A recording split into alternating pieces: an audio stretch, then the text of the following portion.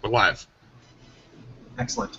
All right, so this is our first live recorded session of Nyy'xai's Temple, all about the Nyy'xai and Nyy'xai, the mojos that share having interpretive power first and a values-based power second.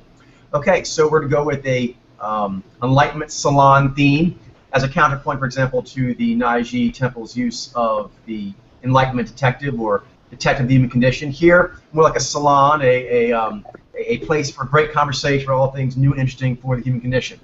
All right, we'll go ahead and talk. Let's see. Actually, we had one session prior to this that was not recorded, and in that we talked about the Nyi and the Ni, how they relate for the Nyy'xai. And it's a shame we didn't record that, but we just want to kind of get our legs under the last time. But I think tonight we're going to be going over a question, and we'll kind of touch back on that. Questions we have tonight. One is we're going to talk tonight about how the Xyz powers of the Nyy'xai interact, their values-based powers. And then the second question we're getting in is from Maya the Bee, asking about basically fortune-telling and psychic abilities as it relates to the Nyy'xai. So when we talk about that, I'm sure we'll get a lot into how Nez works. So we'll kind of get a little of that as well. All right, we'll do introductions, and then we'll get into it. I am Nyy'xai Coach. I'm Nyy'xai Mitchell. I'm Nyy'xai Ben. I'm Nyy'xai Infinity. This is Nyy'xai Glenn. And Nyy'xai Starglow. Excellent. Alrighty. So the first question is going to be about how the Xyz powers for the Nyy'xai work. I'll just kind of set a general scene, and then we'll just jump out from there. As far as how they kind of two areas. One, how it relates to the tribe, and then how it relates to each other. The tribe, having the Xyz power under the Nez, makes it to where personal relationships, virtue, code of conduct, things like that, have a very progressive feel, a pattern-based, like how can we do new things, new ideas, new experiences, new experiments that would actually be helpful for the human condition. So that's a kind of a special place that Nyy'xai occupy for the tribe. Everyone can do that. All the storylines have that aspect to it. But overall, the Nyy'xai have evolved to specialize in bringing that gift to the rest of the tribe as part of their story. Now, when they're interacting with each other, the Xyz powers obviously have the normal parts, which is Xyy and Xi are inspirational. Xyy is the adaptive, subjective power, and Xi is the directive, subjective power. So that normal inspiration that we always talk about is there, but to kind of fine point it in very simple terms is having the interpretive power over that is going to give it this cagey quality. I'll let people talk about that at length, but it's one of the things we like talking a lot about the Nyy'xai storylines, the cagey interaction, the cagey banter and things like that. And so that relates to how the Xyz is done, which is it flows through the pattern, through the intuition, through the chasing of some idea. And that's very important because Nyy'xai are very passionate creatures, but we also don't necessarily interact in the way a values-based mojo might be expected to. A lot of times people are confused by the way Nyy'xai go about our values-based activities. But we very much are a values-based mojo. Another thing besides having the interpretive power in front of it, which means that the Xyz has to work through it to be optimal for Nyy'xai, the other one is it also shifts the placement of the subjective and objective dichotomy. So Xyy is a subjective power, but the Nyy'xai who has it in this relationship, this storyline, is the objective in the relationship. So that's something to note. So Xyy in a relationship when that person who has it is objective is different than if it's there subjective. Whether they be a Xyy Ni or a Xyy Zi. Either way, if the Xyy user is also subjective, that's different than the Nyy'xai or anyone else who is objective and uses Xyy. Does that make sense? Yeah. So that adds an interesting little complexity layer there because the values is there, but it's not in their normal mode of interacting. Same thing with the Nyy'xai. The Nyy'xai is subjective. So besides the interpretive quality of being infused into the Xyy, there's also the fact that Xyy natively is designed for objective activities. And the Nyy'xai in the Nyy'xai relationship, that's the job it does.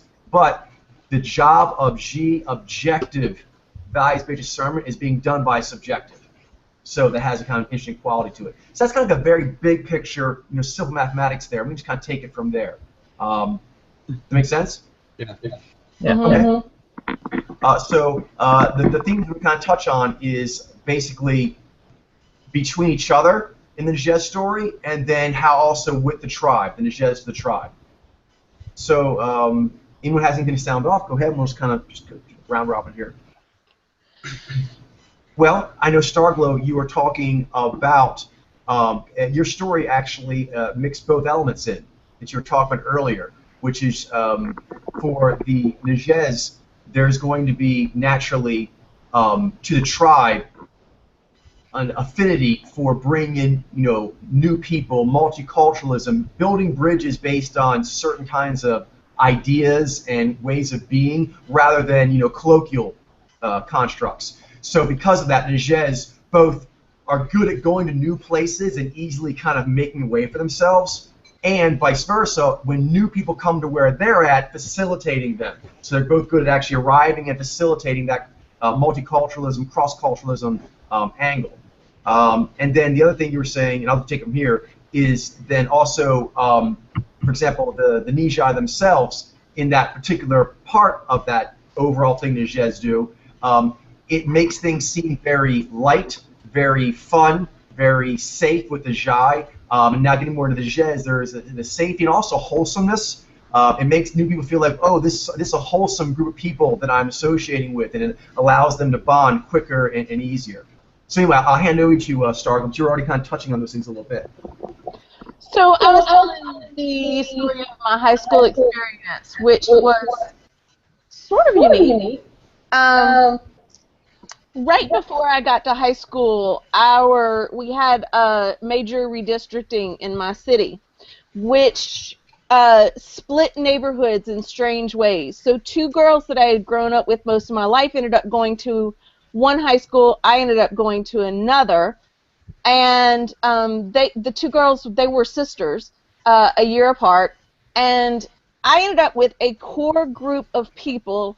I had two really good friends in my high school that I went to, and then I had those two sisters in the high school across the way.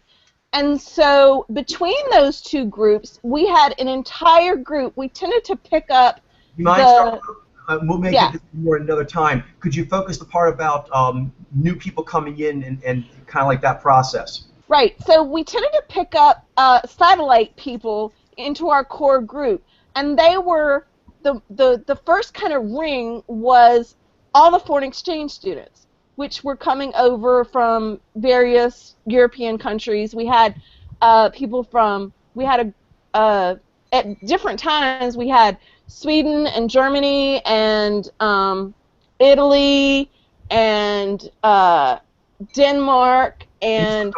This is something that I think that both Nyy'xai do well, but in different ways.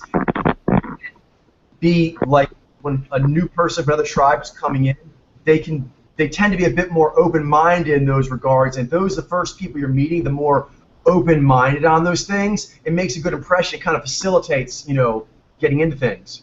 Yeah, so one of the great things about that was they came into the foreign exchange students got the chance to come into to a core group that was already established in two high schools, so that was good for them. And because as I think that I had a mix of my two core groups, as the two sisters I think were probably both Nyy'xai, and I had in my high school I had what I believe to be a Nyy'xai and a Nyy'xai, and we had like satellite tentacles in all of the high school groups. We had friends in the jocks, we had like friends in the jocks, friends in the geeks, friends in the chess club, friends in all the different tentacle places to have friends. And so all of those foreign exchange students could come in and be integrated throughout with relative ease. And it was... It's very important when new people come in, because any small hang-up about how you eat, how you get somewhere, is it going to be weird if I'm this or that, it can really just throw things off. So you need to have some structure so it doesn't have a form, but within that, you want to be light with as many kind of ways that a person could approach as they want to, and then they'll find themselves. And then later on, if they need to, struggle a bit more in order to maybe, get to a certain team or score such on an academic test, they're more fortified because they like it here. They like the people. They like the vibe. Yeah, and for us as the core Nyy'xai groups, we were exposed to like brand new ideas that we didn't get to have in our little high school. It's a decent sized city, so it's not like we weren't exposed to different things. It's just that all the way from Europe, that's an entirely new set of stuff coming in for Nyy'xai. For sure, to how the Xyz for the Nyy'xai is very stimulated in that way. We like it to have, personal encounters or experiences, but the newness, the opportunity to learn something from the encounter, it's a Xyz encounter, but that's the kind of Xyz encounters we really like, where you learn something or get to do something new and different. Definitely, definitely. So the idea exchange and the bridges between all the different tribes in the high school, because every clique is a tribe. So like we had inroads into all of them. We had bridges to all of them, and I didn't know that back then because of course Podlayer wasn't here, but that's what I was doing, was building those bridges. We were building those bridges. Well, you see that in so many things where the Nyy'xai pair up. A lot of the most powerful platforms for new technology, new social media, things of that nature, the ability to actually see new angles, but then also use all the ones that are currently possible that people didn't think you could actually link together. Those two things make it to where that's how new stuff gets broken through all the time. It's pretty awesome. I'm curious if anyone else has any experiences with any of that, as far as like Xyz between the Nyy'xai or the Xyz in the tribe. The thing with with the friendships that I've had and a lot of the relationships that I've had in high school and college and stuff, I noticed there is a very secret agent-like theme for me personally. Like, because what happens is, you can have these really meaningful conversations with people, and you can get along with people really well. But, because of the secrecy of Nyi over the Xyy, what ends up happening is you don't really reveal necessarily a whole lot about yourself in the process a lot of times. So it's kind of like you have like all of these secret agent contacts that you go to, and you reveal certain parts of yourself for each of them, but you never really give all of yourself to really any of them. So it almost feels like you aren't really like fully connected to any group. It's just kind of like you're building like an understanding of like all these different people, and that means something, for your case, and that part of you that you share to them means something to them. So it's totally that way.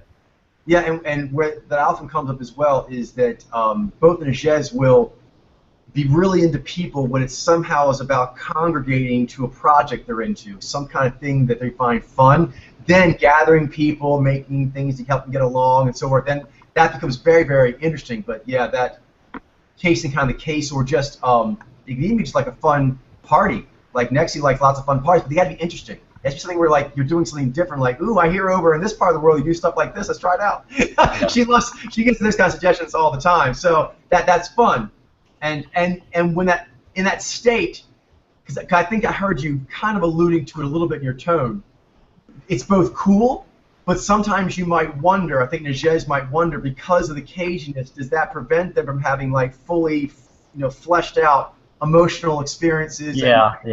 It doesn't. You just have to do it in a kind of an interesting way. But no, when we do it, our Xyz gets really happy and really full and does all the stuff the Xyz does. Yeah, and that's something else, because one of the things that happened between, like, one of the ways that Nyy'xai build bridges is the empathic metamorph.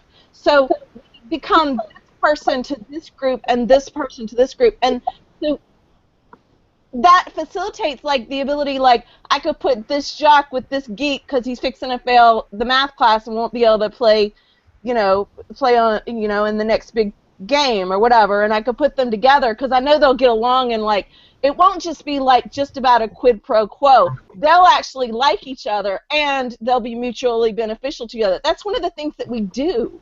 But a lot of times also as a part of that, I think something that both the Xyz gatherers do this really, really well in their different ways, is like relationships could take off if they could just have a good time and give it some time. And they make it very comfortable and interesting and fun and safe, and then a relationship that could build, but like, I don't know, it needs like a little bit of time to catch. And so that kind of like upbeat spirit and safety thing allows, like the geek to have its defenses down, and it's, and the jock also to kind of put the defenses down and to put them in an up mood. That allows those kind of those units to meld. And yeah, because without the catalyst, you can even put them under adversity. But getting that initial meld, it's really nice the way Nyy'xai can make an energy where that's possible. Yeah, because without the catalyst, those two would never have. If they bumped into each other, that would have been like, it would have been like magnets repelling. But we can like flip the magnet to where there's the ability for interaction, which is one of the coolest things I love about being a Nyy'xai. It's really awesome. I love taking the unique properties of each individual and trying to find the universal link that connects myself to anyone on the planet. I actually want to step back and describe my own interesting situation. So the last laboratory that I did my biochemical science was actually it was a lab in the United States, but pretty much I was the only American there. It was entirely Indian, actually. People coming from almost every part of India. So I found that I was just doing. I was so curious, trying to learn about every aspect of their culture, and just trying to build my own bridges, build my own my own understanding, and just trying to connect a natural humanness that we all have. And it's just the number one thing, just our own individuality, and to be able to bring that to every individual in a unique way. It's like chemistry. Just try the chemistry of myself and the chemistry of the other person, and just trying to make that connection. How do I connect? How do I resonate with every single person out there, even though they may have a completely different life history or everything? That almost doesn't matter. It doesn't matter at all. It's just. I think that people feel that. They feel kind of like that you're saying that you're curious for what the connection is. Yeah. And you that have to opens find people up. It really opens people up. And this gets to the Nyy'xai as well, is that the Nyy'xai have trouble opening up, and that actually helps us quite a bit. Because I'm sure some of the people that I put together, I'm sure some of my most best connections were with Nyy'xai, and Nyy'xai are so cagey and so secretive about connecting with the person that's gonna finish their case that they're all. Coach, I find that sometimes Nyy'xai can be very reluctant to accept help in their one way, even if there's this piece that this other Nyy'xai has, that they will then be able to build the big thing. Well, there's a lot going on in kind of how it goes back and forth. Yeah. As you mentioned, the Nyy'xai are naturally secretive, and so that is going to be an issue. Just like the connectivity that Infinity is mentioning, there can be an excess in connectivity, being a little too loose sometimes. And so that's something that the Nyy'xai can worry about the Xyz in the Nyy'xai. Whereas, like you're saying, the Nyy'xai can worry about the reluctance and the detachment of the Nyy'xai's, interpersonal warmth. So they both kind of have issues with the fact that they're both cagey. But if they know what they're doing and they're healthy, their caginess actually alleviates the other ones. It actually helps it not feel the need to be cagey. For example, for the Nyy'xai, what Ben was mentioning about, you kind of go different groups and do what you need to do there, and you're kind of like secret agent. That's kind of how we natively are. a problem with that can be we really would like to show more, but it needs to be like where it feels right. And so a lot of times the ideas or the questions that Nyy'xai will ask kind of gives an opportunity to talk a little bit in your native voice from the heart about what you really are about. And so that's really, really, really helpful. But on the other hand, like for the Nyy'xai, they can actually, they radiate that there is a code of conduct and a way of doing things that must be acknowledged to some degree. You can't just allow anyone to connect with you under any, pretext. There must be standards. Yes. And so, you know what I mean? And so they balance each other in that way. So, but one of the things that's really great, I think, about the process that I was able to have is putting the right Nyy'xai with the right Nyy'xai, because there's this. I mean, I don't know for a fact. Of course, I don't have all of my high school village read. So, but I think there were more than a few occasions when I put a really solitary Nyy'xai together with his wolf pack, and they became friends for a really long time after that. That kind of gets back to what I was saying about being able to show yourself. It ironically sometimes, if Nyy'xai are bonding on a case, then they tend to actually be very giving with each other because they're kind of like thick as thieves. That's kind of how it works. Like no one else you don't tell shit to, but if you're actually working a case with somebody, then like you're like all the secret note passing and everyone's dialed in. Because it just feels safer and stronger to be like that. But normally, going around, no, that has to be established. There has to be a pack established. But now you're talking about is true. If a pack is not established yet, or if it is, but the person is not yet ready, or there's not a conduit, and that gets into the thing with the Nyy'xai that helps me a conduit, there may be hunter posturing. And the hunter posturing will actually get in the way of bonding. Oh, yes! But a Nyy'xai being there who's friends with both of these two Nyy'xai, when they know they can't do that while the Nyy'xai is there? Well, there's two things. They still do it, actually. Well, the difference, very important. But they posture for a different effect. Oh! They now account that there's a Nyy'xai in the area, so you're still going to posture because you want to look like, a masterful person. But now it's a different audience. And so you're going to bring out different parts of you. And a lot of times it's key. The other Nyy'xai might really like those parts of you. But you would have not have shown those because maybe you're like, too sensitive, too something else. I'm not going to do that. Brilliant. Around Nyy'xai, I don't know.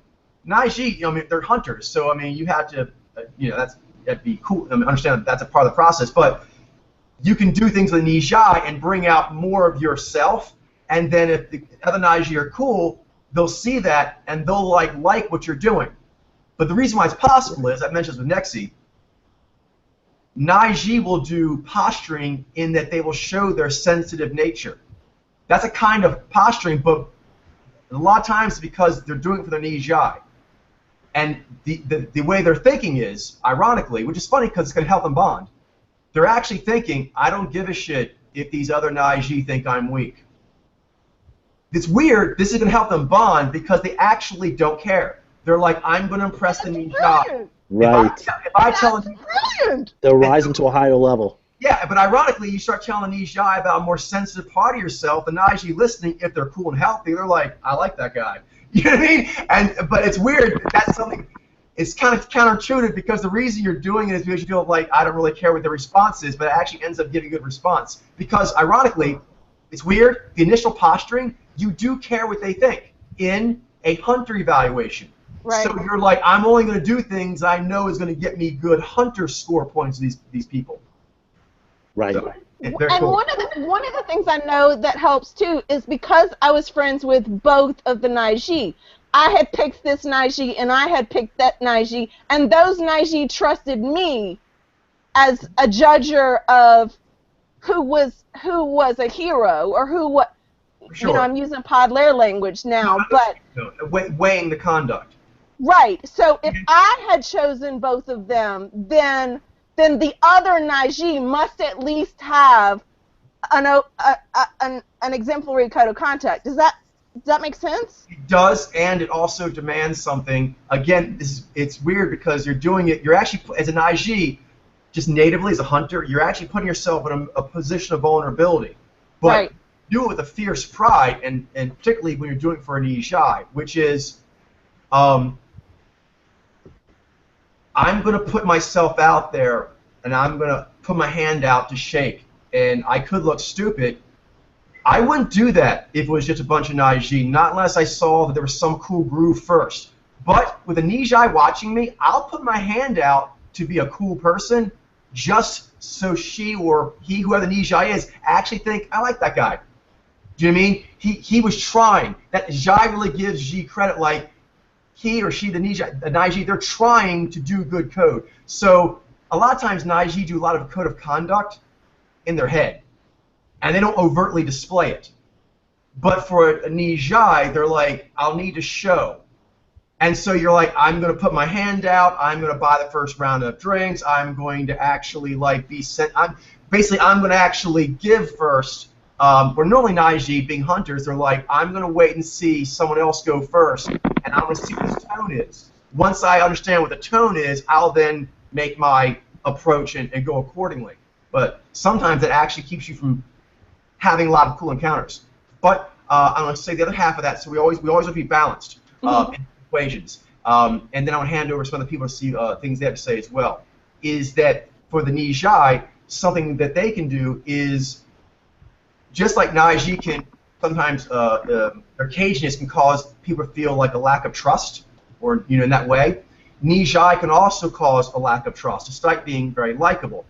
It's how likable they are, how okay they are with trading different ideas. People sometimes can start to feel like, I'm not really special. They're just like this with everyone. They're friendly and accommodating. It doesn't mean something. So Nyy'xai, ironically, can also make the Nyy'xai do something that they natively feel is like, isn't that going to make me less appealing? But actually it does it in the long run. It's funny. Is the Nyy'xai is going to demand with Xyy that you take stands. Yeah. And it's going to say like, okay, well you can't be, I mean, if you're friends with that person, they have an issue with each other. I mean, you either discuss that with them, so it's on the board. They'll like a ritual to say, if you're going to be friends with those people, it's weird that you know about them and they don't know that you know that. That compromises them. A lot of times Nyy'xai have lots of information, and sometimes there's a moral code to what you do when you have that many, you gather that much information about that many people. Nyy'xai like to natively feel, I don't have to, I'm not responsible to do anything with this plethora of information and relationship contacts I make. Yes, you do.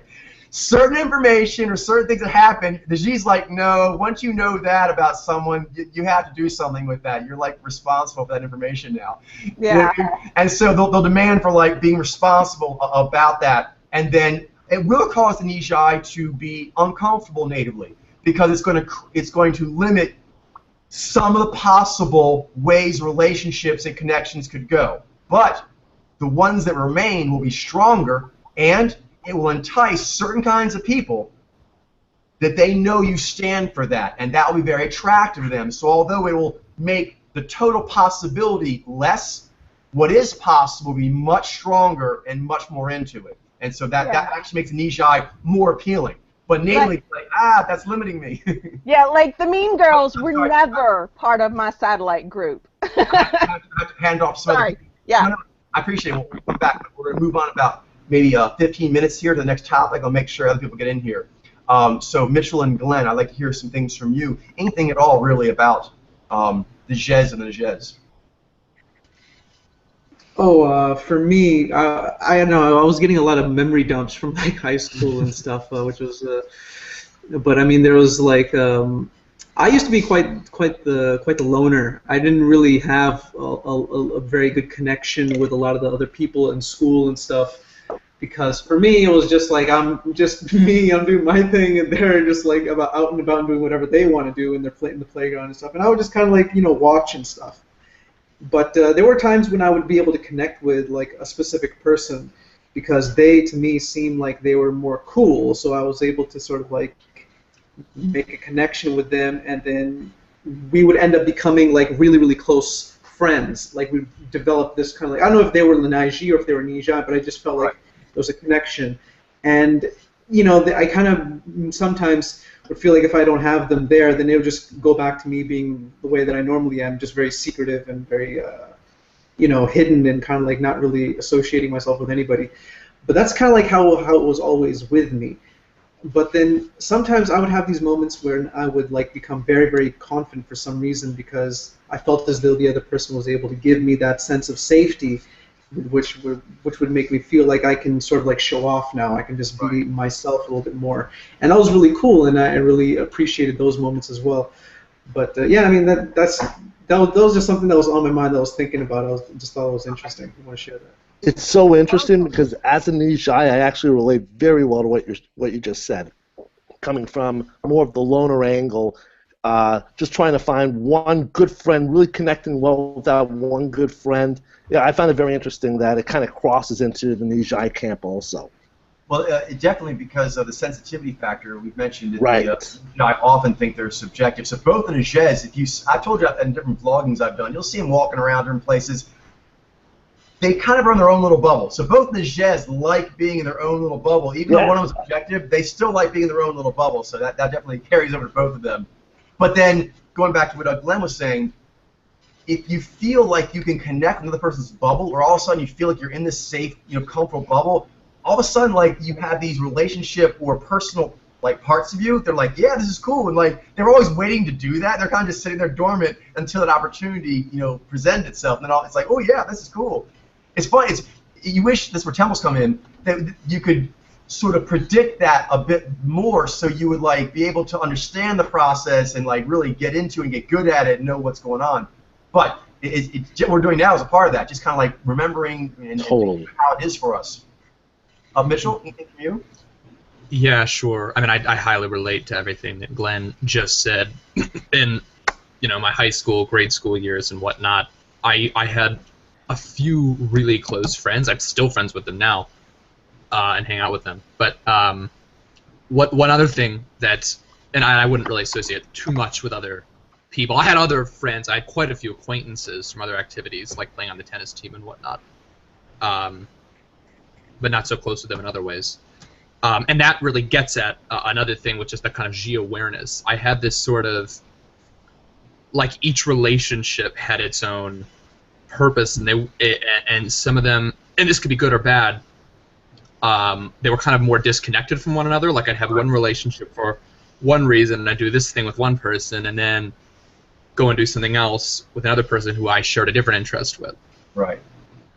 Nyy'xai tend to naturally do that more. Yeah, kind of. There's a word I was thinking of. Compartmentalized.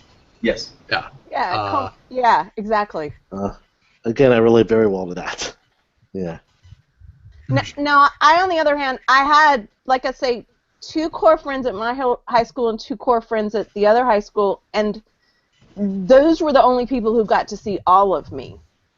So yes, I relate to that in ways too. Yeah. That's totally. Is the patterns.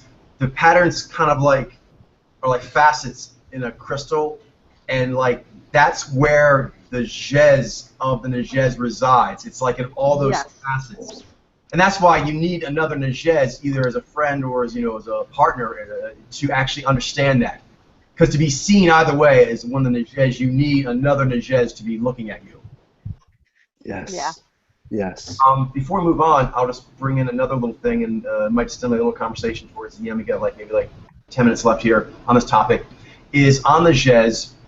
I'm watching Naked and Afraid XL, and what they're doing is the original series had a man and a woman naked for 21 days, and they don't have hardly anything to work with. And so 3 days, water is a serious problem for a human, and in 3 weeks, food is a problem. So you'll just start to shut down. And so that's why they picked that length, 21 days. Anyway, usually it's been like Xyy dudes and Adram ladies, with Nyy'xai. Anyway, what they've done with this season, it's called the XL season. It's like an all-star season. They're having 12 people, and I find this so fascinating. I mean, I really recommend you guys watch if you get a chance. Is they have 12 people, but instead of being in all together or in twos, they put them in groups of 3 to kind of study the social dynamics, how it works. And they put 4 teams of 3. One is all males, one's all females, one is 2 guys and a girl, one is 2 girls and a guy. And so that's why they're studying in this kind of cool way. But for us as mojo readers, I also know the mojos of all those people. So besides the, you know what I mean, all male, all female, you know, male dominant, female dominant, Right. there's actually mojos going on there as well. So I can get more into this another time because I think you guys will find it really fun. It's really interesting case to track. But eventually I believe these groups are going to meet and they're going to meld and things are going to happen and so forth and see if they can survive together. And they're going for 40 days. And 40 days is outside the limits of being able to suffer through it. You can't suffer through 40 days. That's why, like most fasts, they limit it to like 30, 40 days is like the longest. I mean, that's why it's often quoted. That's because you just hit a wall. You're just dead. Because basically after like 2 weeks to 21 days, unless you're getting food, you basically just lie on the ground. That's all you do. You just lie on the ground all day, all night. That's what you do. Wow. So in the previous season, that was a strategy most of them had to employ. They kind of got water and a decent enough shelter, and then after a while the food kicked their ass, and they just laid there dwindling away until the time's up. Some make it, some don't. Oh 40 my. days is this season. That's twice as long. That's not possible. So that is much harder, but also easier, because there's 12 people that could group up. And you could actually have it to where with that many people hunting and gathering and so forth and constructing things, you would be living like pretty posh at 40 days. If you're using the same kind of strategies and you're not getting along, 40 days will kill you. 40 days will kill you. But if you actually have a dozen people getting along, in 40 days, that jungle could be your pad. So Totally. I find it's very fascinating from a social athlete standpoint. That's amazing. Now let's dial into the Xyz here. There are 4 Nyy'xai ladies and 2 Nyy'xai dudes. Of the Nyy'xai, most of them are very strong, and one of them is not. Although I think she's quite bright and has a lot of like talent, she has issues, emotional issues. Okay, so I'm going to single her out, and I'm going to single out one of the strong ones. She's really cool. And I single her out because she's really strong, but also because she had a very traumatic experience, as did the one who is having emotional problems. So the one who's had emotional problems, her dad died, I think early on. They had a very close bond. I think it was very traumatic for her. Understandable. But the other Nyy'xai, very similar age and things like that and so forth, but she went on some sort of like, I don't know, teaching abroad thing, and when she was in another country, people broke into her room. She hid in the closet. Her roommate did not. They butchered and killed that roommate. It's one of those kind of third world countries that shit happens. So she's very traumatized as well. However, the strong one actually has taken up going out in the wilderness as a way to kind of like get herself through it, to kind of like therapy and so forth, and she takes on these challenges, and she's got a very positive energy. In fact, I think she may be the strongest one there, although 2 of the other ones have a little more experience. But as far as just like personal stuff, she seems very, very strong, and she had that tragedy. The other one has this tragedy, and and of the 12 people who were in the season, all 11 of them made it through the 21 days in the first season, except for this one. I think they invited her back because she has kind of like a beauty to her. Probably people asked for her to come back, but she did not actually make the challenge first time, and it was because of emotional issues. She made not very smart choices for a person who actually seems like she's quite smart, and that's something that's interesting to note is that both the Nyy'xai can be very, very smart with their Nez, but if their Xyz is off, they can make them quite stupid. You know what I mean? Like they'll be smart in general, but I think they trip their Xyz up, they'll get goofy. So real quick, I'll just say here, I'm curious how this is going to go on. And it's unfortunate is that the Nyy'xai who has the issues more, she's with 2 guys. One of them is a not so good Xyy Xai, and the other one is a Nyy'xai. And he's pretty cool, but he's volatile. So he's This is gonna start fighting. overall he's strong, but it's this we're talking about the relationship. It's unfortunate they paired those together. On the other side, the 3 women grouping, they put all 3 of the strong Nyy'xai together. That group's going to kick ass, so that's no question. Yeah. Kind of like put the weaker Nyy'xai embedded in that group, and then put one of the strong Nyy'xai with the strong but volatile Nyy'xai. He actually is a strong member of a team, but his issue, I mean, everyone has issues, is when he's doing stuff and he's trying to make the fire and it doesn't go well, he gets angry at those things. But he's very talented and he's strong-minded. So a strong Nyy'xai could actually be around a dragon throwing a tantrum because he can't make fire. You know what I mean? You're like, well, he's a cool guy and he's really good at everything. You know what I mean? He just gets angry when he can't make fire. But emotionally damaged, a Nyy'xai will not be able to be around that. So it's very interesting. One more thing is that to counterpoint that Nyy'xai, who overall I say strong, there's another Nyy'xai who's also strong, but he also has an issue. He's Christian, and as a part of that, he's kind of got like he does certain things very virtuous, but on the other hand, he gets really into killing stuff in a way that makes people, I would think, a lot of Nyy'xai uncomfortable. Do you know what I mean? Like the way that it's weird how Christianity and militancy and like killing stuff somehow are able to merge. He's like that. So in certain things, I think he probably would never cheat on his wife, and he makes sure that he never leaves anyone behind. And those things, he's quite noble. But in certain issues, he's goofy as shit.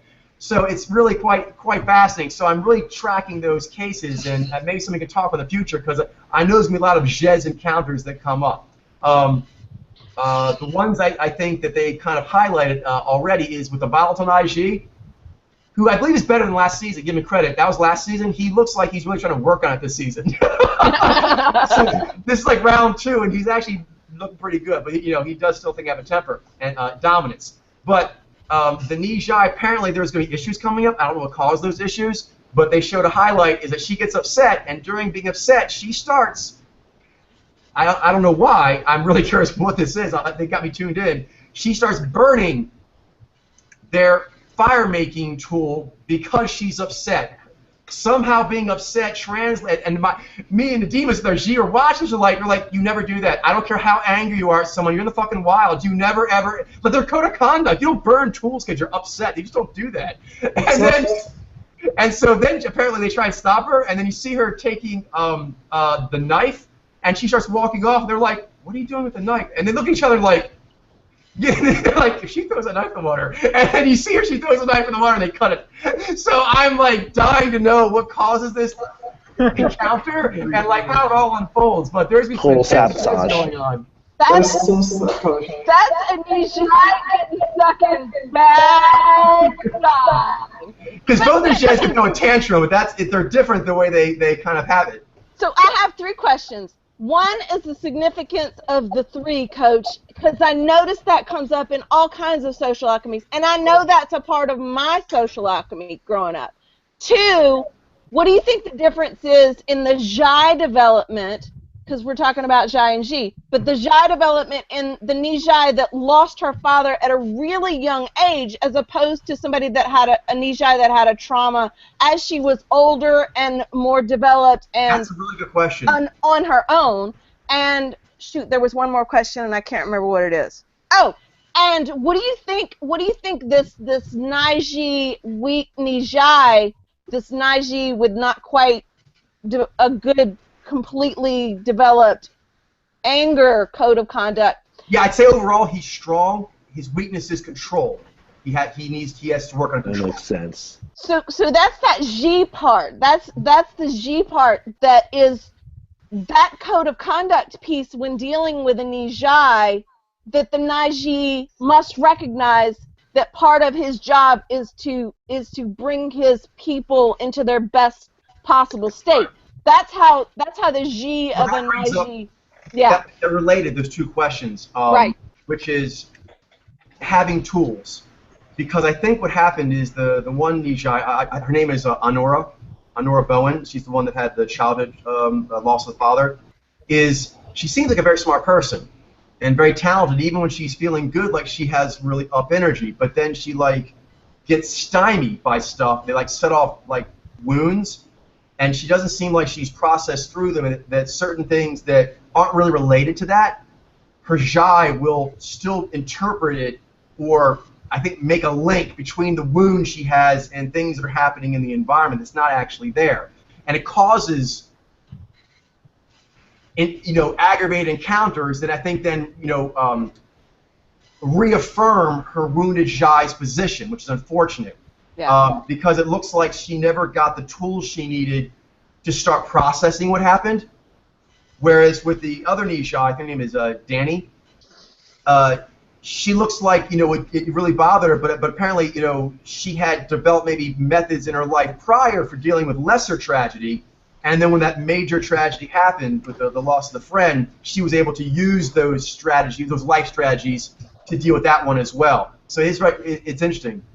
So Nyy'xai is a big part of that for Nyy'xai. The Xyy is the part that sometimes helps us process and make sense of that. You've talked about that in the past. So that Xyy Xai interaction, since we're exploring that tonight, would be something I'm really interested in the exploration of that. The wounded Xyy and the Xyy healing of that, because Xyy healing is very different than Xyy healing. It is, and there's very much so. There's things that go with that. Is that for both of them, there's the issue of not getting what you emotionally want. So with Xyy, sometimes there's just like you have to realize that you're not going to get the power you want. With Xyy, a lot of times they'll just kind of want to keep doing what feels good for them to do, even when it's not healthy. So when that happens, they'll need to be told that's not allowed. Now the trick is, like what happened in that encounter, is apparently she was being told, you really can't burn tools. And then when she's told that you can't burn tools, she then took the knife and escalated. So there's a question of, can someone be taught? And then how do you teach them? So like this gets in the nets. Is it a question of how do the Nyy'xai that encounter her in the show approach her? Or is it she maybe should not be on this show, the producers should not have let her on the show maybe, and so actually I need to avoid so I don't get taken out because she might be too uncontrollable. I don't know what the right answer is, except that you'd want to try. You'd want to try to build a bridge and see what happens. And then there's a question of, will the Xyy allow a healing progress to be made if it's going to require them to grow up, to exert themselves some. So, you know what I mean? The Xyy should try and maybe figure out a way to move forward, and then the Xyy should try to move forward even though it's uncomfortable because they're not used to walking that way. Yeah. Right, I agree. And that's something in the Xyy Xai of a Nyy'xai girl child growing up with a Nyy'xai father, because make it she faster. lost her, probably most likely Nyy'xai father is the one she lost. That's how Xyy learns to make sense of that people dynamic. So sure. So I think we'll be revisit this another time because I'm sure that as I see the new clips, I want to tell you guys all about them. And those clips got me riled up because I'll move on real quick, but I felt two warring emotions: a great desire to help her, and a desire to not let a creature like that take me out of the game. Right. I mean, like, I felt both those emotions strongly, so I'm quite curious how it all plays out. Fascinating. Okay, that was great. I'm glad we're going to talk some. We'll revisit this some more. The next thing is we're going to get into, and maybe we should note this just so we can tell Maya when we started. But we're now going to get into her question. Let's see. Where is it? Oh, here it is. Okay. I'll read it out real quick, and then we'll have at it. Okay, this is from Maya the Bee. She's a Nyy'xai. She's saying, I've recently been reading a lot about mythology, folklore, etc. There is some great food for my knee in there. While reading about Celtic mythology, I learned that the seers in Celtic tradition were considered to derive their skills, knowledge, etc. from the shamanic tradition in tribal culture. While reading this, I had a bit of an aha moment. Fortune-telling, per se, may not exist, at least in the simplistic way it's portrayed in pop culture. She basically says that pop culture makes it detached from reality when it's actually not, which is true. There is a fine line between the physical real and the possible. Shamans, for example, with healers for tribal societies, they were also seers. There's two traditions, healers and seers. One's both spiritual leaders and medical doctors, even though tribal society and diviners. Even though tribal societies didn't have the advanced scientific and medical knowledge we have today, they did seem to understand better than we do today the intricate balance between all things, between body and spirit, intellect and feeling, symbol and reality, physical and the possible. Very true, and that's because, short version on that, civilization has made it to where there have been institutionalized agendas for certain powers of the psyche. And so they're actually at war with each other when they're actually not. So if you go to a hospital, they're kind of like advocating a portion of Phenomena. And then you go to a shamanic healer, they're advocating another portion of Phenomena. It's really all one thing, but as cultures has happened, even way back in the day, Stonehenge days, already the actual full Phenomena is being separated by institutionalized culture. All right, Celtic runers, readers or interpreters, were not so much concerned with seeing into some mystical distant future as they were with reading the now, the future possibilities that it offered. They actually were concerned with both, but yes, they very much were concerned with tangible possibilities as well as more conceptual or far-reaching. In MBTI circles, the stereotype is that INFJs, which have a correlation with Nyy'xai but are not actually Nyy'xai, as being psychic, or at least have some kind of ability to see things before they happen. But in reality, this is true of anyone whose main power is interpretive, and it seems for Nyy'xai in particular. It's for all interpretives in different ways. Many Nyy'xai has had a Cassandra moment, true.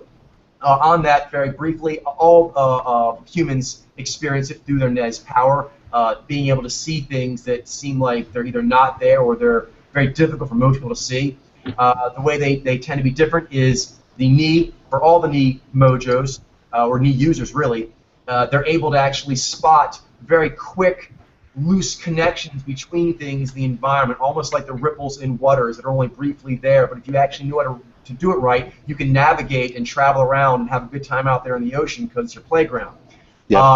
With the Nyi, it's not actually seeing patterns in play necessarily like Nyi does. It actually is noticing the natural law of it.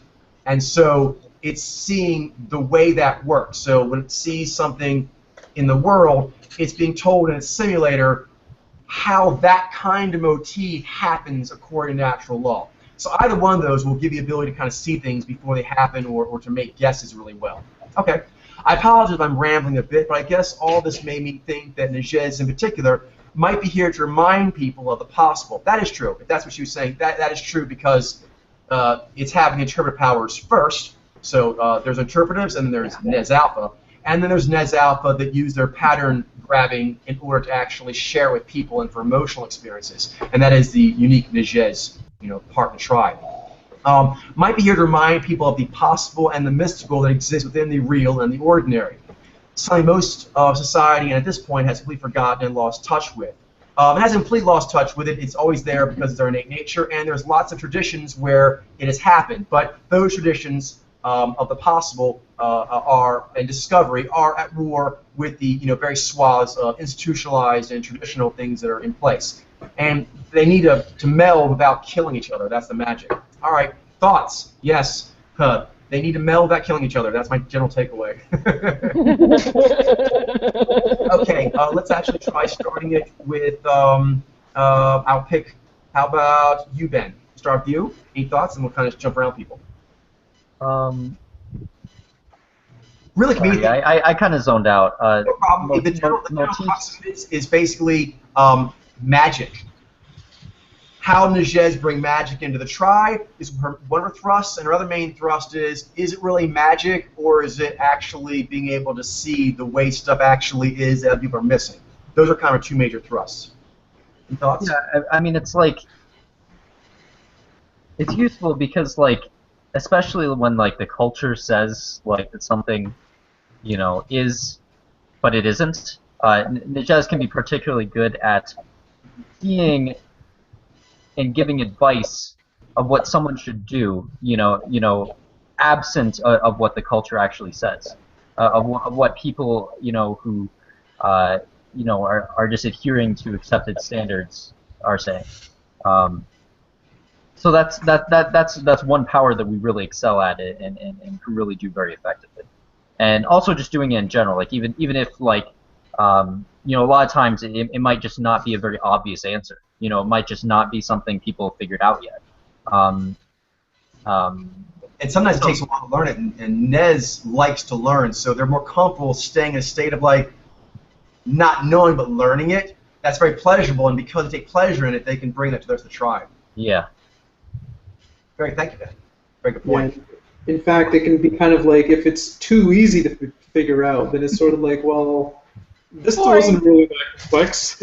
I thought I was gonna sit with this for like at least maybe at least a while before I like completely devoured it.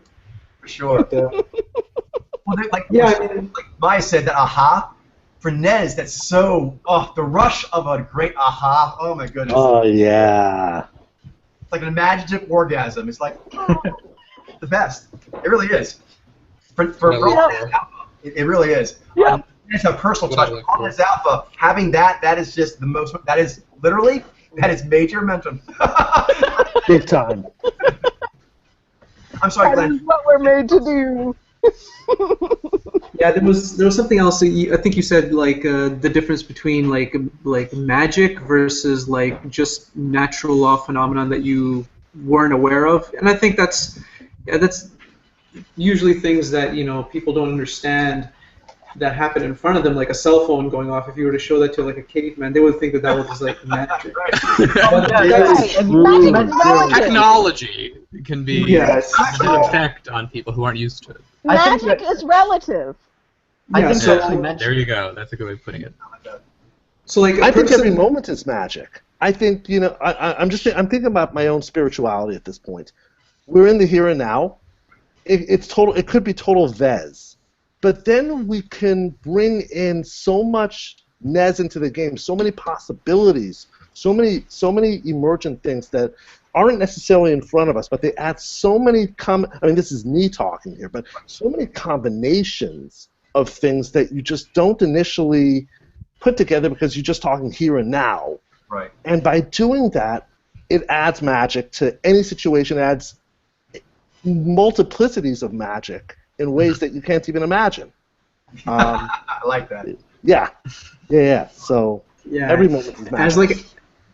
As a Nyy'xai, when I get that influx of new possibilities, it makes me want to explore them immediately, like to write them all down and then just to see like, okay, well, is that was like something that I thought was possible, but is that really possible? And then you want to go and check to see like where does this really go? Like, because the answer is usually never what you expected it to be. Not even when you first got that influx. It's sort of like, I think I saw some vision of this thing happening, but then I'm not really sure. I have to go and see, and then once you see, then you actually know, and then that leads to even more like a flowering of all these different kinds of possibilities and stuff, which is every really influx of Nyi, it becomes an agenda case for a Nyy'xai, right? Like you put it in your simulator, and it becomes an agenda case. That's right? It's like you want to see how far you can actually go with that in your head, until you get really good, vision. Yeah. Right. Totally. It makes the vision even more clear and more true and more natural law the more you continue to do that. To investigate it. Yeah, and one of the things that was written here, INFJs or Nyy'xai sometimes being seen as like psychic. I suppose, the models that Nyy'xai tend to have, or Nyi Alpha, or really any mojo, they tend to be very, very inclusive, very, very big in scope. And so they tend to capture a lot of information in them. And when they see you moving in a certain direction, they already know where exactly you're going, even though the person doesn't know. And so that can seem like, oh, they must be psychic, as though being psychic is some kind of a magical power that only certain superheroes have. You got a very key point here, which I think is one of the things Maya's talking about, which is semantics. We're actually talking about semantics here because, for example, it depends on what context you mean. If you actually were to say to me, do I believe in magic? It depends on how you're using that word. What do you mean by magic? Yeah. Right. Because if you're talking about an imaginative, speculative predictions, things are seem like otherworldly, then yes, I believe in that. But I also believe that everything has a reason according to natural law. So I don't believe magic as in something outside the laws of nature. Yeah. We can mean it. I don't mean it that way. But the other way, I do mean it. Just like psychic. If someone says to me, you're psychic, are you meaning that I can, through whatever powers, I can predict things that are going to happen? Then yeah, sure. Very insightful. Sure. Yeah. I mean, as long as like you're not like saying that you can literally read someone's mind. I mean, yeah. People do use the word that way. Yeah. Yeah, I can predict that the sun is going to go down. I mean. But on the other You know? hand, one of the things I think in different ways both Nyy'xais do is that Nyy'xai does it in the I can see how these set of rituals is going to go. Nyi does it in the I'm going to the most likely possible outcome based on this pattern right here. Right. This is what's going to happen. So people think that's very weirdly psychic. Actually, really, because it's really, I would say, like being able to guess. And so speculation and sixth sense are really like short-range guessing and long-range guessing. Do you know what I mean? Yeah, that's what I was thinking. Like, Long-range vision, either way, you're seeing stuff ahead of time.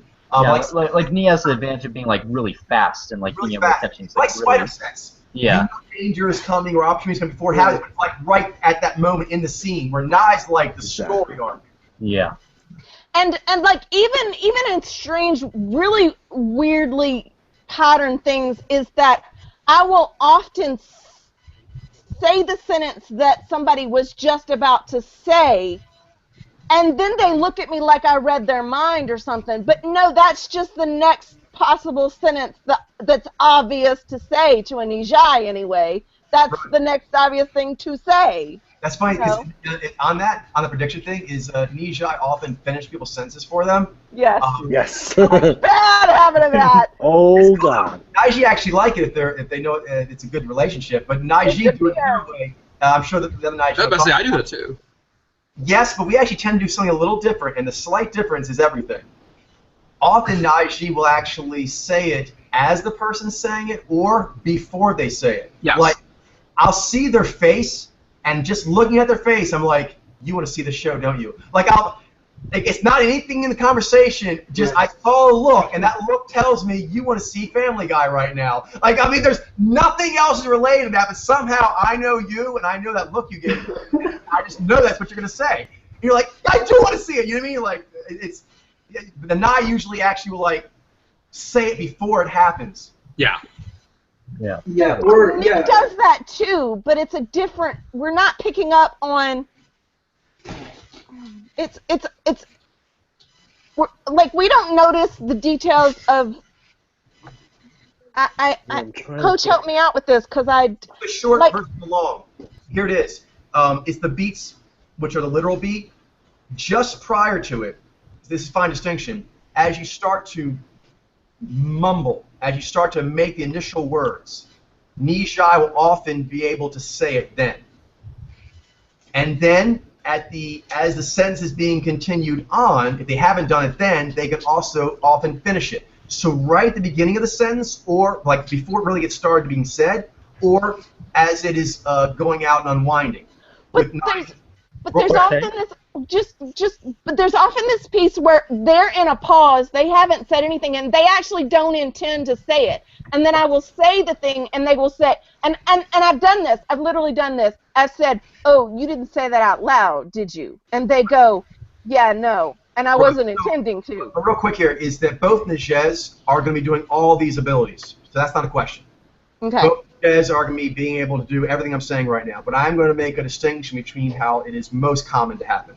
Okay. Because I often finish sentences like Mitchell says. Mitchell often finishes sentences as well, so Nyy'xai do that. But Nyy'xai tend to do it more for two obvious reasons. One, they're more quick time. Nyi's faster.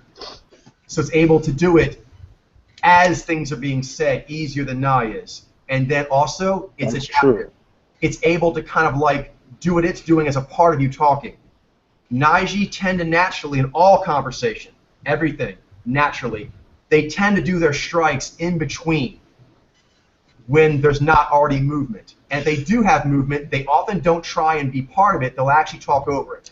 Yeah, and I think I know where that is. It's because Nyi likes to percolate on things. It's not real time. So, like, the things that our Nyi gives us, and this is where it can kind of seem mystical, even though it's not, is that Nyi's just working with these really big patterns that are often very hard to articulate until they percolate and settle. And then all of a sudden, they'll kind of crystallize into something. and that just sort of going on in our head. They both actually have a mystical quality, but actually. Yeah, I know. That's true. But they are different, though. There's more like the sort of far away mystical, and there's being Exactly. part of it. It's one thing that makes Nyy'xai company so appealing is part of their mystical nature, going back to the metamorph thing, it kind of feels they're like with you. Yeah. And that's part of the real cool. The mysticalness has like this empathetic quality, whereas the Nyy'xai often they'll talk for more effect out of time. The more Out of nowhere. That makes a lot of sense, more actually. out of nowhere Yeah. and not touching with Wow. that feels more powerful and it's more Yeah. dramatic how we do it. Yeah, I feel Yeah. like I'm doing it more in real time. You're absolutely right about we're both those grooving. things. We're jamming with each other, and then you might just end what you're about to end what you're saying. I'm just going to finish it. Yeah. Or Very good point. something kind of like that. It's like in a rhythm, kind of. A lot of times the Nyy'xai will kind of like note before anything's happened at all. They'll like to see someone coming in and be like, "Something's telling me that," or afterwards, and we like doing this. It's fun. We'll wait like a minute or something. Nothing's happening. When there's dead silence, you just look over and go like, Yeah. So you're not going to mention, like they said 2 sentences, but there's a third sentence they never said, but it's in their head. And you kind of wait for like a minute, and they don't say it. You're like, so you're not going to talk about that. And they're like, ah, you do. Different than that. Because the pattern's continuing in our head, but Right. apart from the conversation. Exactly, depart from the conversation. So Yeah.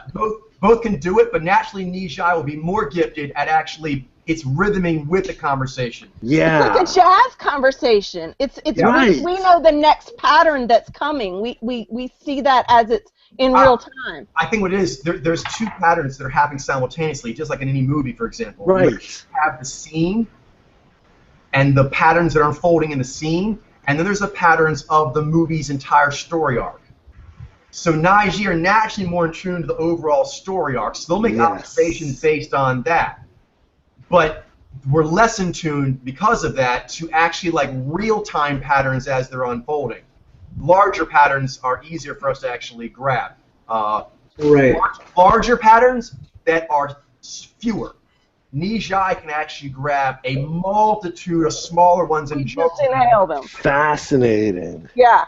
It's sort of like, I mean, it's kind of like a curse in a way, because like you watch a movie, for example, you already know because of the way that the story is structured that this is gonna happen, and then that's gonna happen, and then this other thing is gonna happen, and it's like Yeah. Nyy'xai do that too.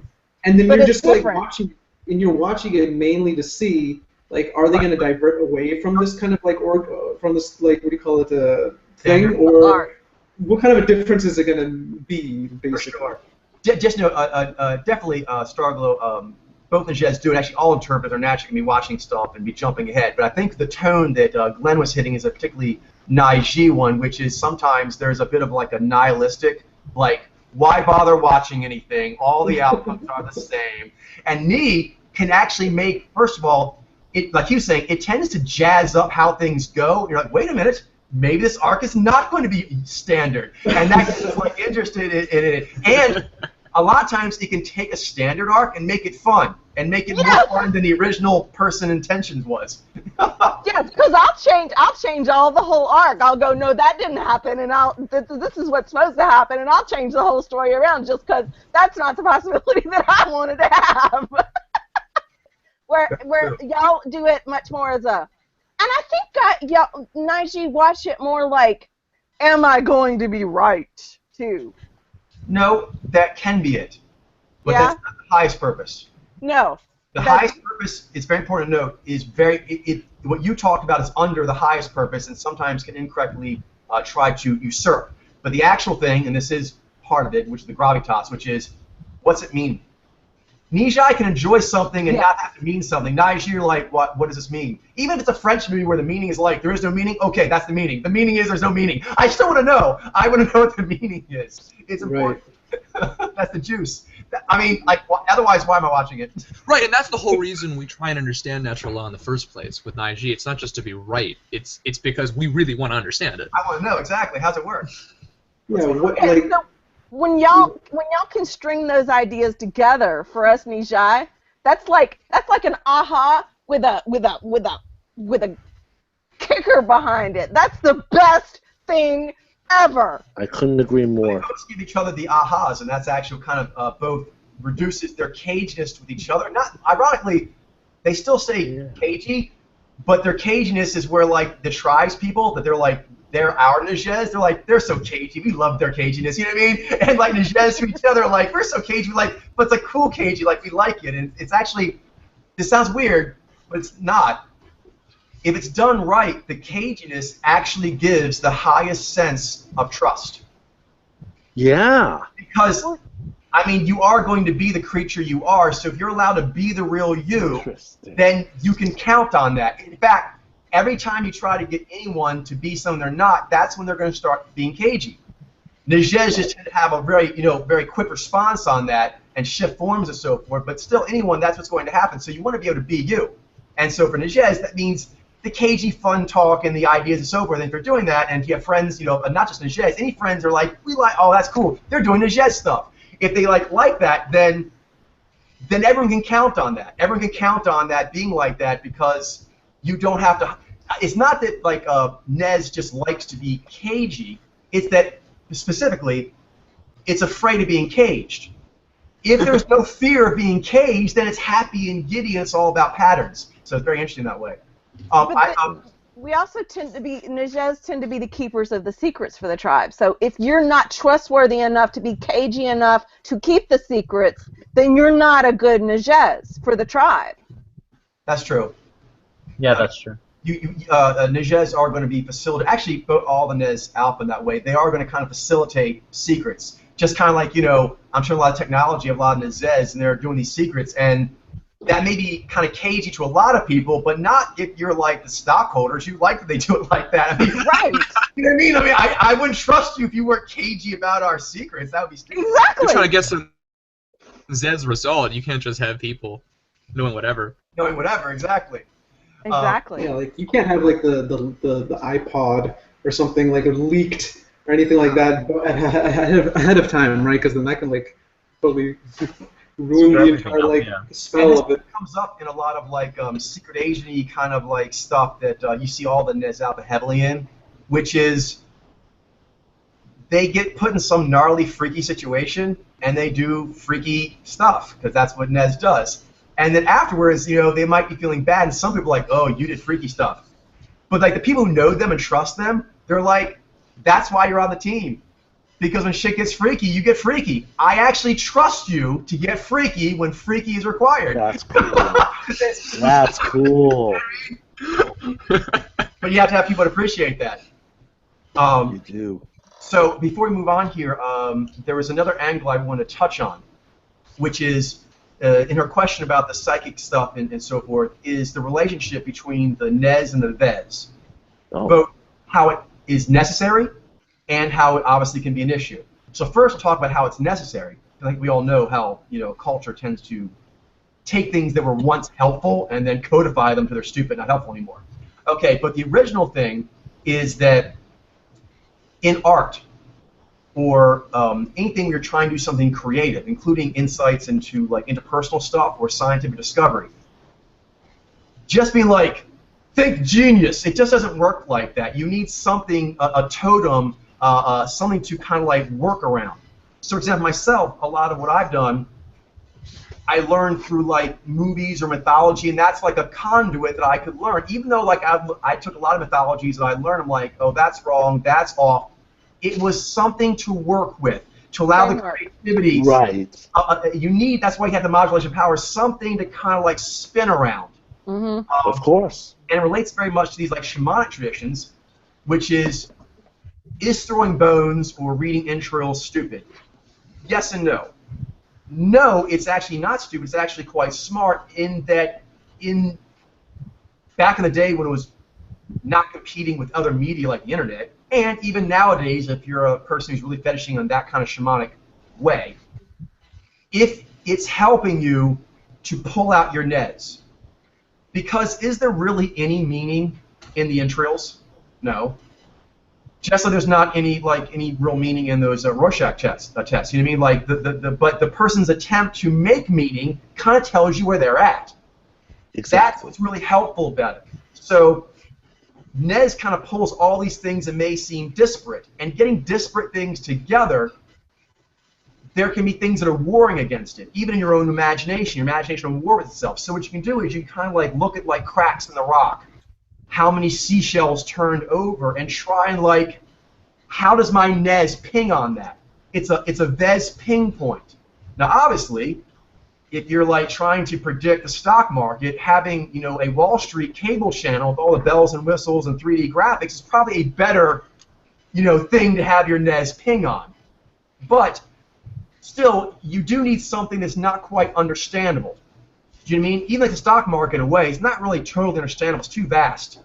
So even like you were doing it, it's kind of a creative process. You kind of like, I don't know, it feels like pork bellies will be up. You know what I mean? Like, the math is so complex that no one can really totally predict it, but certain people can do it better.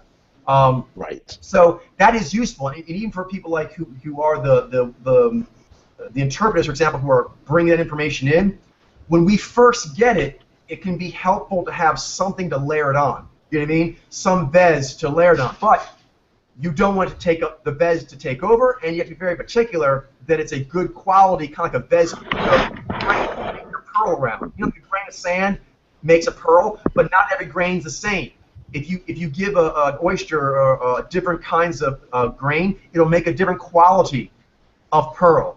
It can be lopsided or not as clear, or it can be very, very perfectly rounded and gorgeous in color and swirls and so forth. But it's based on like that grain. So that's kind of how I see like the Vez to the Nez, at least for interpretives. Then the other part, and this gets into, because she was kind of touching on 2 points, like how the process works and also how other people see it, is talking to other people. You don't want to have like entrails being like how you are saying truth is. However, you do want to pick something they recognize. So if you're in a time and place where they recognize entrails, like people around the dinner table, they cut up a lot of meat, there's entrails around all the time, people talk about it creatively.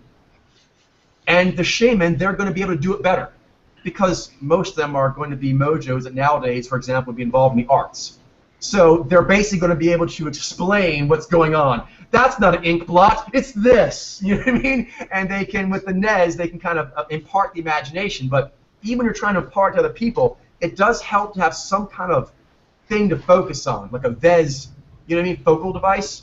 And that tends to be very regional. And that's the trick comes in, because everyone thinks they have magic, but they think it's related to the bones or the entrails or the tarot card, and really it's just kind of like things that might make the Nez powers project their genius. Exactly. Right. So like in the tarot cards, if you're, because those cross cultures and they're so, the pictures on them are so evocative, they have symbolism that's been in the human mythology for thousands of years. That's the Xyy of it. But the Nez of it is that when you're reading the person, you're actually reading the person. You're reading the best, most likely outcome for this person that you're vibing with the Xyy or the Xai, depending on which your usage.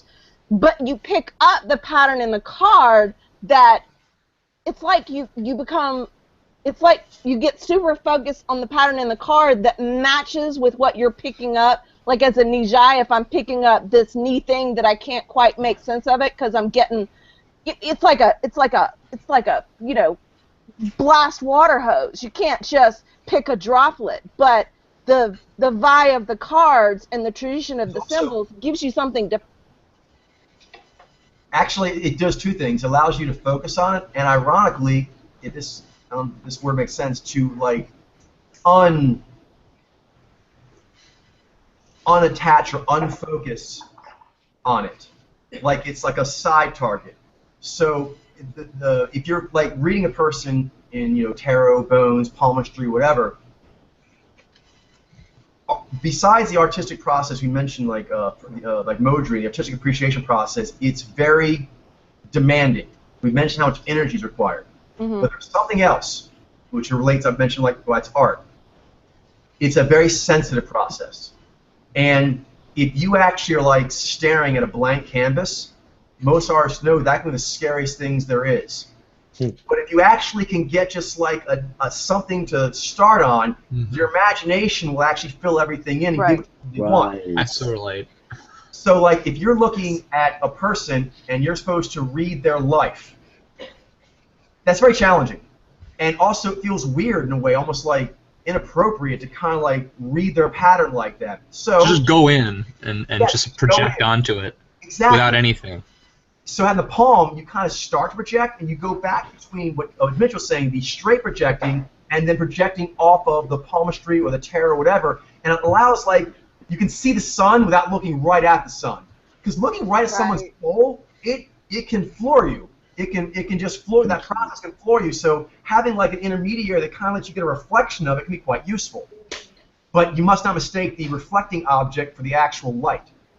The drowning in the signal, I so relate to that drowning in the signal coming in, that having something smaller to focus on, something simpler, something with a, for me, with a tradition of the vibe behind it, is a grounding place that I can. Totally. And we're talking here, like the traditions and so forth, that's bringing kind of like particularly the Vi version of the Veds. The Nyy'xai have a different version of it, which is often we'll be out in the woods, walking around, doing something, whatever, and we're trying to ponder some big answer, and we're just crunching and crunching and crunching. It kind of feels like you're getting that processing message on your computer, like, is this thing fucking stuck? Like, it feels like, I don't know if I can get it.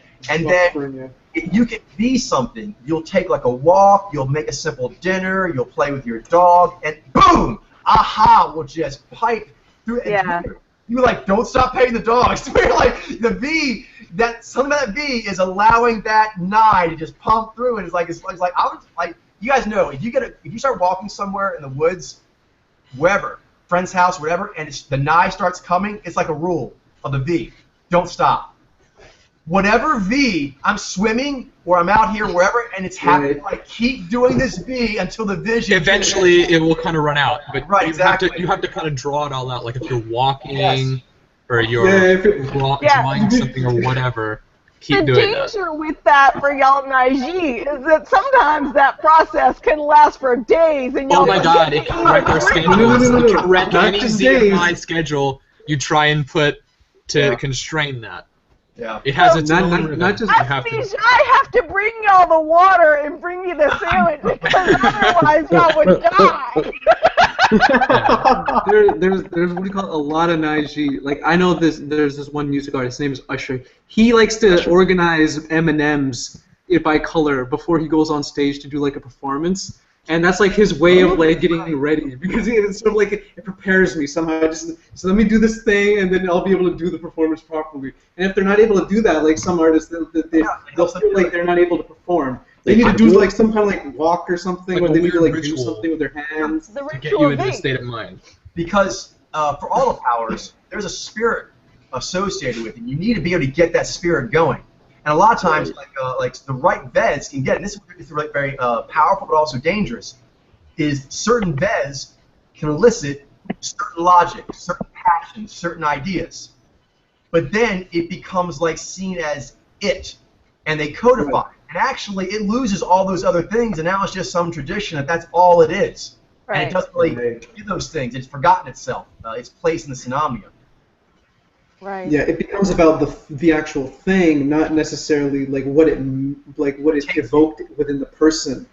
Like that was what it was really about. And you have to make sure you have the right connection, you have the right understanding of why it is that you're doing this. 'Cause it's not just the doing it for the sake of doing it. You're actually tracking on a much bigger pattern, and that just happened to show itself in that one moment. And then you attached onto that one moment certain like literal things. But that's not necessarily all it was. It was actually something much bigger, and you have to keep your eyes on that. Yes. That overarching. The Vi totem and the V addiction; those are definitely two things that we have to navigate all the time because it's that polar power is. You're seeing an addiction. There definitely can be an issue with the Veds if they're not done right. Yeah. Right. And because if they are done right, there's a tricky thing. They're so powerful at having the powers flow, and then people get confused on exactly. People, when you give them a lot of energy, they tend to start getting confused. You know what I mean? Kind of like turning up the volume. It just gets fuzzy after a while. That makes And sense. things that aren't necessarily like like unhealthy Vi or unhealthy V can be seen by other people who aren't Nyy'xai as unhealthy. When you are doing it with the proper pathway and the proper energy growing through it, and that's why having a Nyy'xai see that I'm in that process, or having a Nyy'xai see that you're in that process and go, okay, it's still healthy right now. I'm gonna bring him the juice and the sandwich, and being able to accurately see for each other when that's become unhealthy. For sure. Mm-hmm. Yeah, I think that's a part of our job for each other. And vice versa, the Nyy'xai actually tend to have a closer association as a fetish in tradition. And that is helpful, like the tarot and things of that nature, and they tend to actually have, for example, more natural affinity for academic, advancement because of the Z and the Vi.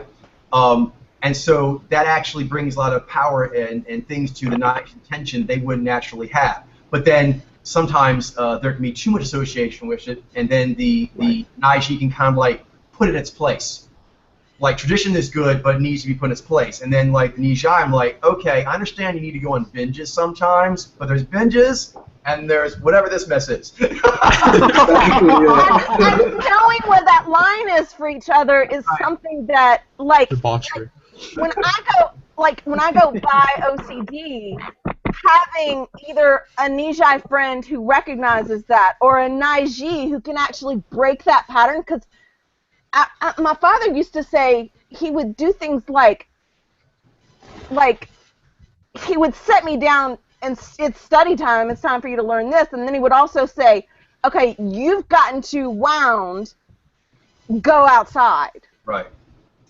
Mm-hmm. That makes sense. All the inspirational pairings, they help, like, bring up the other powers, like get them pumped, but also release.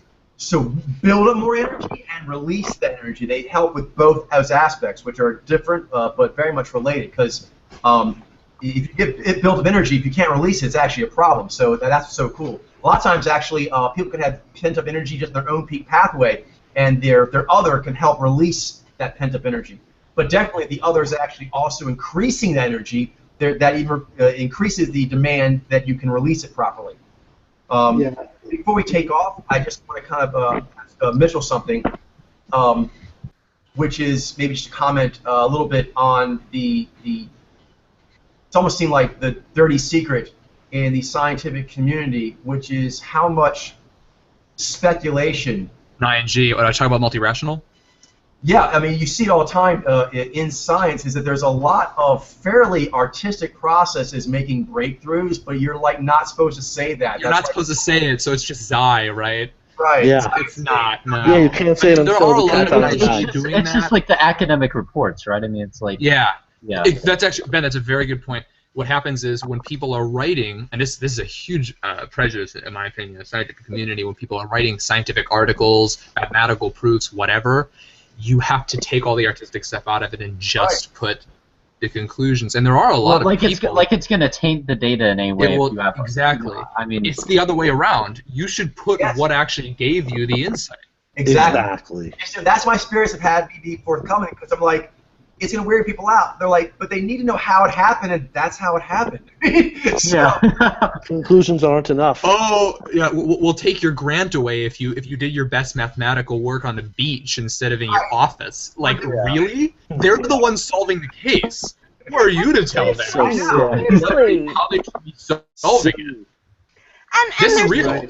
There's this piece to that. They've done a couple of studies in the last recent years that you can't actually make a good logical decision, the Xyz, without using the Xyz. You can't actually make a good logical decision without Xyz. It's not even possible to do.